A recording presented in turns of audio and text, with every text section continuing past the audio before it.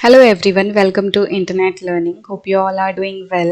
So today we are going to discuss the topic reduction of inequality and poverty of class 10th civics chapter number 5. तो हम उन सारे features की बात कर रहे हैं जो कि हम हर एक डेमोक्रेसी से एक्सपेक्ट कर सकते हैं।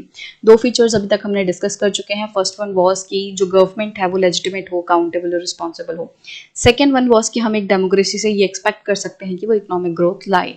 Now the third feature that we can expect from a democracy is that of reduction of inequality and poverty. की जो डेमोक्रेसी है उसमें रिडक्शन होगा इनइक्वालिटी एंड पॉवर्टी का, असमानता, इनइक्वालिटी मतलब जब लोगों में अंतर हो, भेदभाव किया जाए, लोग सारे इक्वल ना हो, तो ये असमानताओं का कम करना हम ये एक्सपेक्ट कर सकते हैं डेमोक्रेसी से कि सारे लोगों को इक्वल समझा जाएगा, समांतर समझा जाएगा और गरीबी को कम किया जाएगा।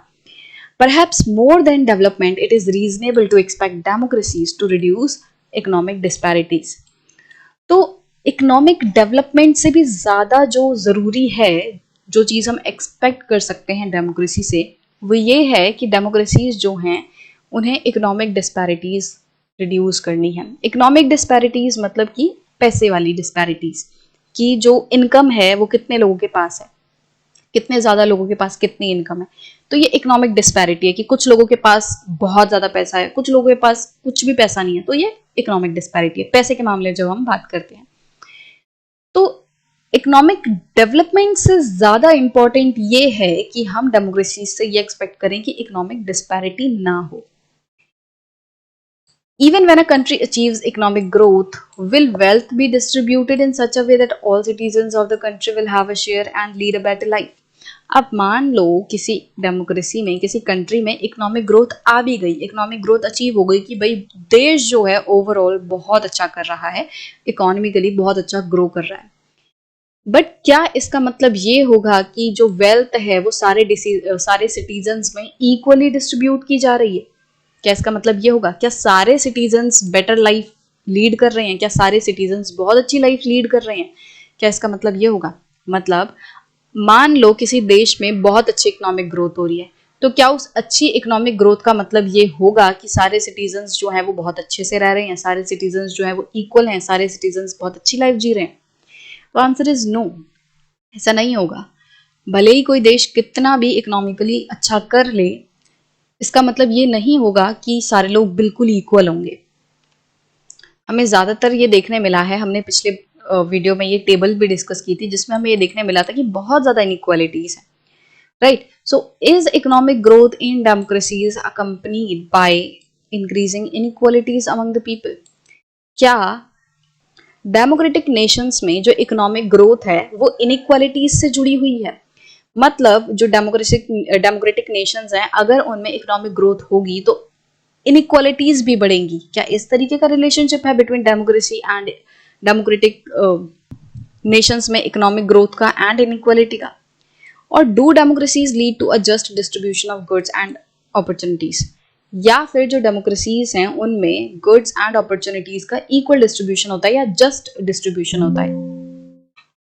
सो मतलब हमने क्या देखा इसमें कि मान लो हम ऐसा एज्यूम करते हैं कि किसी कंट्री में इकोनॉमिक डेवलपमेंट हो गई है, तो फिर हमने सवाल उठाया कि क्या इकोनॉमिक डेवलपमेंट का मतलब ये है कि सारे लोगों के पास इक्वल पैसा होगा, सारे लोग एक तरीके की लाइफ, बेटर लाइफ जिएंगे?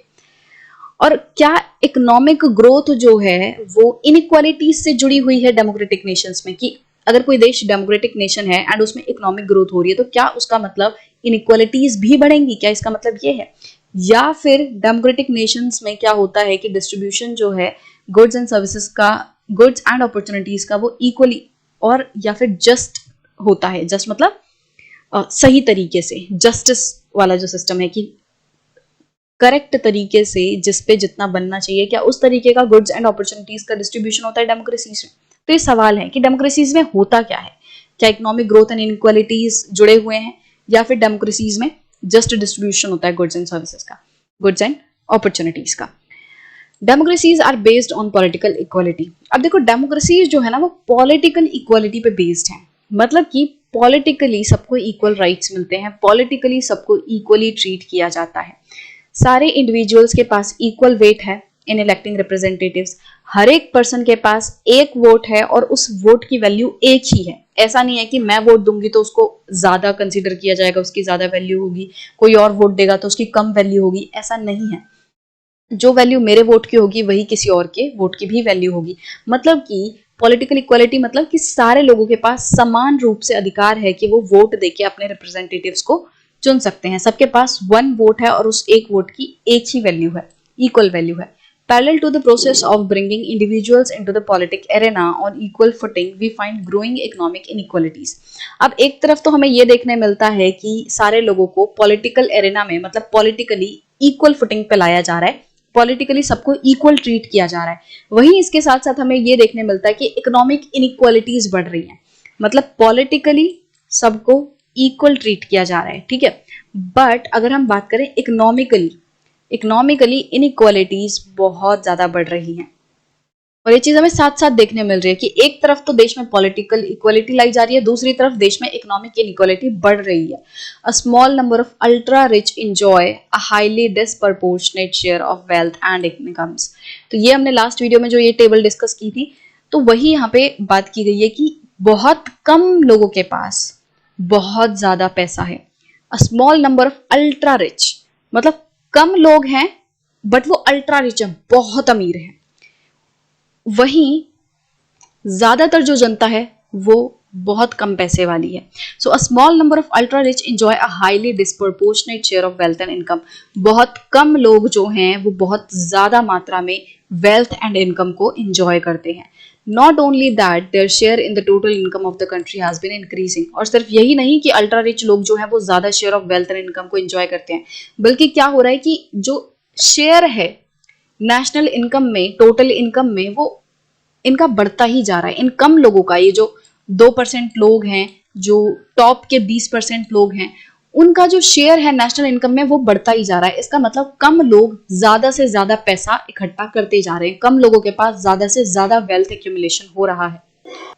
Those at the bottom of the society have very little to depend upon. और जो लोग सोसाइटी में काफी नीचे लेवल पे हैं उनके पास कुछ भी नहीं है। सोसाइटी के ज्यादातर लोगों के पास कम पैसा है। कुछ लोग ऐसे हैं जो कि मुश्किल से अपना रोज का खाना खा पाते हैं। Their incomes have been decline. जो सोसाइटी के बॉटम लेवल पे हैं, जो गरीब लोग हैं, उनकी इनकम और ज्यादा कम होती जा रही है, डिक्लाइन होती जा रही है। Sometimes they find it difficult to meet their basic needs of life such as food, clothing, house, education and health. और कभी कभी जो ये बॉटम लोग हैं सोसाइटी के, वो अपनी डेली बेसिक नीड्स को भी पूरा करने में सक्षम नहीं होते। खाना, कपड़े, घर, एजुकेशन, हेल्थ, ये चीजें भी उन लोगों को नहीं मिल पाती। मतलब कम लोग बहुत ज्यादा अमीर हैं और ज्यादा लोग बहुत ज्यादा गरीब हैं। In actual life, democracies do not appear to be very successful in reducing economic inequalities. तो एक्चुअल लाइफ में अगर हम देखें कि ग्राउंड रियलिटी अगर हम देखें तो डेमोक्रेसीज जो हैं वो बहुत ज़्यादा सक्सेसफुल नहीं दिखाई दे रही इनइक्वालिटीज़ को कम करने में। In class 9th economics text book you have already studied about the poverty in India. तो क्लास 9th की इकोनॉमिक्स में हमने ऑलरेडी इंडिया में जो गरीबी है, पॉवर्टी है, उसके बारे में पढ़ा था। और उसमें हमने क्या पढ़ा था कि जो पुअर हैं वो देश के ज्यादातर प्रोपोर्शन है, मतलब देश के ज्यादातर लोग जो हैं वो गरीब हैं। The poor constitute a large proportion of our voters and no party will like to lose their votes. तो गरीब जो हैं वो हमारे देश का काफी बड़ा हिस्सा हैं और ज्यादातर जो वोटर्स हैं वो गरीब हैं। ज्यादातर जो प्रोपोर्शन है वोटर्स का वो गरीब है और कोई भी जो पार्टी है वो अपने वोट्स को लूज नहीं करना चाहती। कोई भी जो पॉलिटिकल पार्टी है वो नहीं चाहती कि उनसे उनका वोट छीना जाए। और इसके बावजूद भी जो डेमोक्रेटिकली इलेक्टेड गवर्नमेंट है वो गरीबी के सवाल को बहुत ज्यादा सीरियसली ले नहीं रही। मतलब कि एक तरफ तो हमें ये देखने मिल रहा है कि वोटिंग के मामले में ज्यादातर लोग जो वोटर्स हैं वो गरीब हैं। तो मतलब कि ज्यादातर जो जनता है वो गरीबी की दिक्कत से जूझ रही है। इसके बावजूद भी जो पॉलिटिकल पार्टीज हैं वो बिल्कुल भी इंटरेस्टेड नहीं नजर आ रही कि वो इस प्रॉब्लम को एड्रेस करें, वो इस प्रॉब्लम का सॉल्यूशन निकालें। The situation is much worse in some other countries. ये जो सिचुएशन है गरीब और अमीर के बीच की इनइक्वालिटी की, ये कुछ कंट्रीज में तो हमारे देश से भी बुरी हालत है। In Bangladesh more than half of its population lives in poverty. जैसे कि बांग्लादेश में उनकी पॉपुलेशन का 50% से भी ज्यादा हिस्सा पॉवर्टी में जीता है, गरीबी में जीता है। People in several poor countries are now dependent on rich countries even for food supplies. कुछ गरीब कंट्रीज में लोग जो हैं अब वो अमीर कंट्रीज पे डिपेंड कर रहे हैं फूड सप्लाईज के लिए भी। मतलब कि ये जो हालत है, ये जो इनइक्वालिटी है अमीर और गरीब के बीच में, ये इतनी ज्यादा बढ़ चुकी है कि कुछ देशों में जो गरीब लोग हैं वो खाना बिल्कुल भी अफोर्ड नहीं कर पा रहे। वो अमीर देशों पे डिपेंड करते हैं फूड सप्लाईज के लिए कि अमीर देश इन गरीब देशों में इन गरीब लोगों को खाना देंगे और तब जाके ये खाना खा पाएंगे। डोनेशन वगैरह दी जाती हैं या जो ह्यूमैनिटेरियन ग्राउंड्स पे जो प्रोग्राम्स चलाए जाते हैं उन सब के तहत या दूसरी गवर्नमेंटल पॉलिसीज के तहत जो गरीब लोग हैं वो लोग दूसरे अमीर देशों से आने वाले फूड पे डिपेंड करते हैं कि उनको खाना मिलेगा। इस तरीके की सिचुएशन जो है देखने मिल रही है। तो अगेन ये जो टेबल है हमने लास्ट वीडियो में ऑलरेडी डिस्कस कर चुकी है। तो इसमें हमने क्या देखा था कि डेमोक्रेसीज में जो इनइक्वालिटी है अमीर और गरीब लोगों के बीच में वो बहुत ज्यादा है। आप अपने आसपास खुद देखो, ज्यादातर लोग आपको नॉर्मल इनकम वाले दिखेंगे, गरीब भी नहीं तो आपको ऐसे ज्यादातर लोग ऐसे दिखेंगे जो बहुत ज्यादा अमीर नहीं है। कोई बहुत मुश्किल से आपको एक आध ऐसा पर्सन दिखेगा अपने आसपास नॉर्मल सोसाइटी में अगर आप रहते हो जो कि अमीर हो। तो ज्यादातर लोग जो हैं वो गरीब हैं या कम इनकम वाले हैं और बहुत कम ऐसे लोग हैं जो कि बहुत ज्यादा अमीर है। तो ये कम लोगों के पास ही बहुत ज्यादा पैसा है और ज्यादा लोगों के पास कम पैसा है। तो इस तरीके से इनइक्वालिटीज जो है देखने मिल रही हैं। अब डेमोक्रेसी से हम ये एक्सपेक्ट तो कर सकते हैं कि डेमोक्रेसी इस इनइक्वालिटी को हटाएगी, बट डेमोक्रेसी अगेन गारंटी नहीं करती। डेमोक्रेसीज जो हैं, जैसा कि लास्ट वीडियो में भी डिस्कस किया था, कि वो इन सारी चीजों के लिए कंडीशंस बना सकती हैं कि डिस्क्रिमिनेशन वगैरह नहीं होना चाहिए। तो खैर ये जो डिस्क्रिमिनेशन वगैरह है ये मोर पॉलिटिकल ग्राउंड्स पे है। कॉन्स्टिट्यूशन में भी जो डिस्क्रिमिनेशन है वो सोशल एंड पॉलिटिकल ग्राउंड्स पे है कि जेंडर के बेसिस पे इनइक्वालिटी नहीं होनी चाहिए या कास्ट के बेस पे इक्वलिटी नहीं होनी चाहिए। इसके साथ साथ सारे वोटर्स को इक्वली ट्रीट किया जाएगा। तो पॉलिटिकली एंड सोशली ज्यादा इक्वलिटी की बात की गई है। इकोनॉमिकली तो कोई गारंटी नहीं दे रहा, इकोनॉमिकली तो कॉन्स्टिट्यूशन भी गारंटी नहीं दे रहा, बट इस चीज को बेहतर करने के लिए डेमोक्रेसीज जो है कुछ ना कुछ रूल्स, कुछ रेगुलेशंस, कुछ पॉलिसीज, प्रोग्राम्स जो है जरूर चला सकती हैं ताकि जो बॉटम 20% है, जो गरीब लोग हैं, उनको भी मौका मिले कि वो ऊपर आए।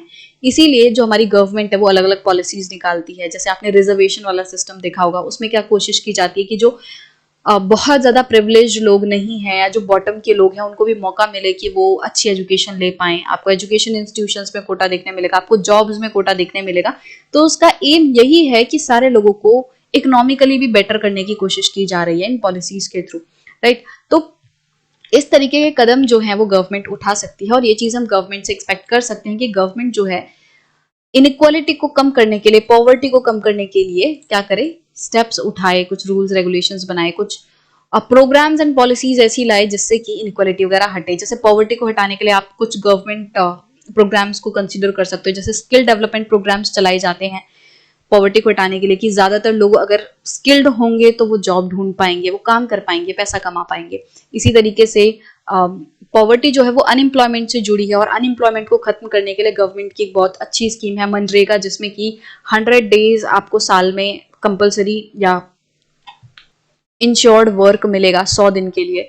तो उससे भी होता है कि जो पर्सन है अगर उसे कुछ टाइम के लिए जॉब नहीं मिल रही तो मनरेगा के तहत अपने आप को रजिस्टर करा के कुछ टाइम के लिए जॉब ले सकता है, काम ले सकता है। इसी तरीके से मिड डे मील का जो आपने देखा होगा, मिड डे मील में भी क्या है कि गवर्नमेंट जो है वो गरीब बच्चों के लिए उनको क्या करती है, स्कूल में ही एक टाइम का खाना प्रोवाइड करती है। ये अगेन क्या है, कुछ स्टेप्स हैं जो कि इनइक्वालिटी एंड पॉवर्टी को रिड्यूस करने के लिए गवर्नमेंट उठा रही है। बट इन सारे स्टेप्स के बावजूद भी अभी भी ये जो इकोनॉमिक डिफरेंस है, इकोनॉमिक इनइक्वालिटी है, ये बहुत ज्यादा है और अभी हमें बहुत ज्यादा काम करने की जरूरत है इस डिफरेंस को हटाने के लिए। ये इनइक्वालिटी आपको इस कार्टून से और अच्छे से समझ आ जाएगी। अब इस कार्टून में क्या किया गया है, इसमें वर्ल्ड्स वेल्थ जो है वो शो की गई है कि मान लो पूरी दुनिया की जो वेल्थ है, पूरी दुनिया का जो पैसा है वो इस पिज्जा के थ्रू रिप्रेजेंट किया जा रहा है। ये जो पिज्जा है वो पूरी दुनिया के पैसे को रिप्रेजेंट कर रहा है। इसमें आपको क्या देखने मिलेगा कि यहाँ पे दुनिया के 2% लोगों के पास इतना बड़ा पूरा पिज्जा है। इस पूरे एक पिज्जे में से सिर्फ एक छोटी सी स्लाइस जो है वो दुनिया के 50% लोगों के पास है। मतलब ये 2% लोग जो है इतना बड़ा पूरा पिज्जा खाएंगे और 50% लोग जो है इतने छोटे से स्लाइस में से शेयर करने वाले हैं। तो ये चीज जो है क्या रिप्रेजेंट करती है कि दुनिया भर में, सिर्फ हमारे ही देश में नहीं बल्कि पूरी दुनिया में अगर देखने मिले तो सिर्फ 2% लोगों के पास ज्यादातर वेल्थ है और बाकी लोगों के पास बहुत कम पैसा है, बहुत कम वेल्थ है। तो इनइक्वालिटी जो है वो सिर्फ हमारे ही देश में नहीं बल्कि पूरी दुनिया के लिए एक बहुत बड़ा चैलेंज है।